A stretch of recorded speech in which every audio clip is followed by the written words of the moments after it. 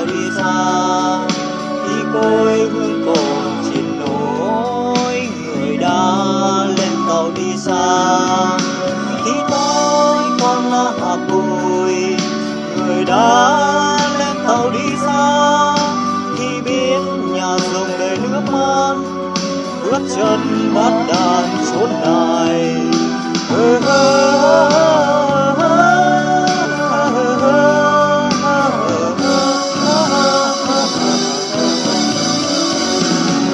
Dấu chân không nhẹ như mây, dấu chân không em không ơn, dấu chân không là dòng nắng, người con chân chứa bừng sầu.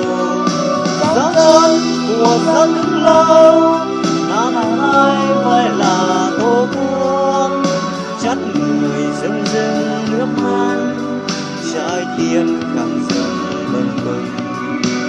Khi tôi còn là hạt bụi, người đã lên tàu đi xa. Khi côi hương còn chìm nổi, người đã lên tàu đi xa. Để tôi thay đổi, để nghe thiên mình thay đổi, để người sống tự do, nhẹ nhàng đôi chân mà bước. Bác đã là người đi trước, thay rừng non sông mở lối, cho tôi có cả cuộc đời, cho tôi có cả cuộc đời.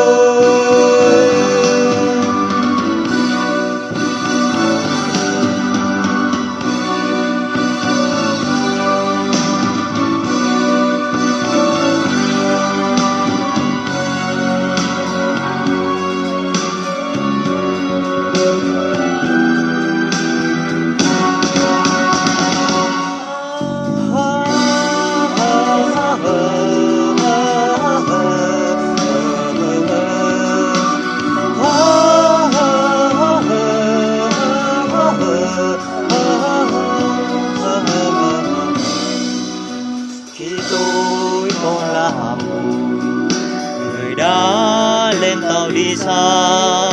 Khi quê hương còn chìm nổi, người đã lên tàu đi xa. Khi tôi còn là hạt bụi, người đã lên tàu đi xa. Khi biết nhà rồng đầy nước mắt, bước chân bắt đàn chốn này.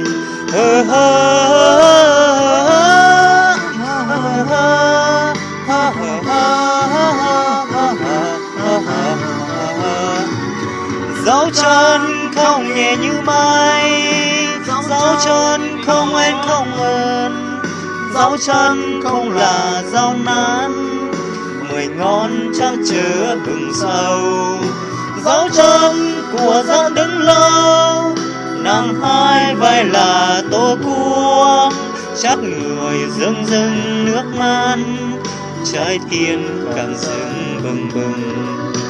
Khi tôi còn là hạt bụi, người đã lên tàu đi xa.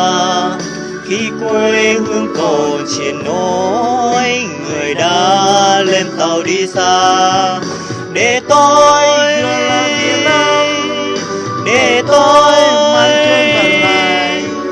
để nghe tiếng mình thay đổi, để người sống tự do, nhẹ nhàng đôi chân mà bước.